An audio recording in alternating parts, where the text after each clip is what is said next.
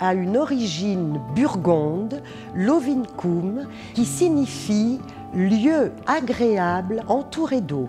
Parce qu'effectivement, nous sommes au confluent de 3 rivières, la Seille, la Vallière et le Solnan.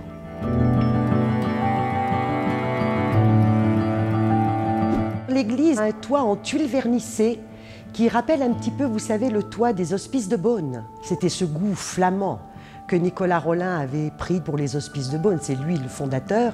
Et donc on a repris pour notre église de Louhans ce très joli toit. Vous avez aussi les arcades, notre rue des Arcades, où il y a également des commentaires l'été. Vous avez la Tour Saint-Pierre, vous avez le musée de l'imprimerie.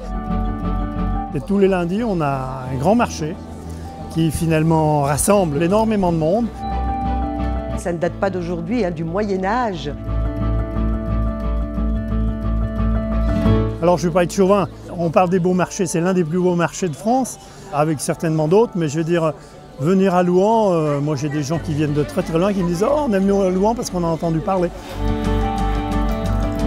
La volaille de Bresse, oui, on aime bien dire que c'est un poulet patriote, hein, parce que les pattes bleues, la plume blanche, la crête rouge, et puis c'est la seule AOP au monde. Donc on est assez fiers de ça. C'est une volaille qui a un élevage assez particulier. On a un cahier des charges qui est assez strict au niveau de l'élevage. C'est 500 volailles sur minimum 5000 m². C'est une volaille en fait qui a gardé une certaine authenticité, qui reste sauvage, qui reste vigoureuse. Donc c'est une volaille qui reste très rustique.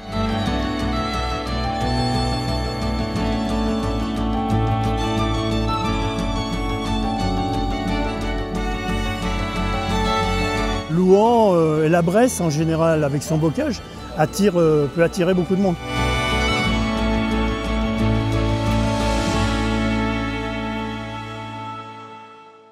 C'était l'hôtel-dieu de Louhans qui avait été construit sous le règne de Louis XIV, mais qui s'est arrêté de fonctionner qu'en 1977.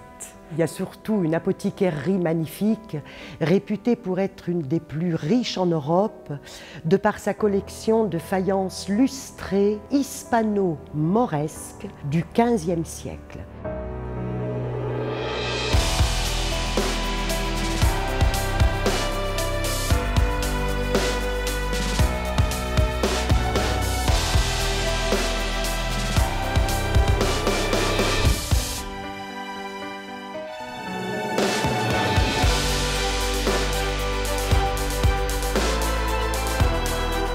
Alors moi, mes coups de cœur, c'est vraiment l'architecture bressane. C'est vrai qu'il y a des très belles longères à pans de bois et je pense que ça fait vraiment partie de l'identité locale. Elles sont réparties sur l'ensemble du territoire. Par exemple, à Mervan, il y a un très beau clocher-tor, une église tout à fait remarquable.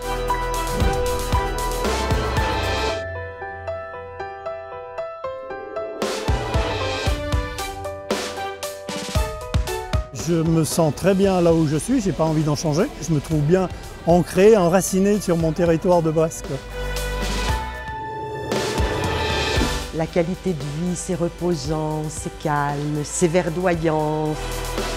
On a à la fois un aspect touristique, patrimonial, d'une richesse inouïe.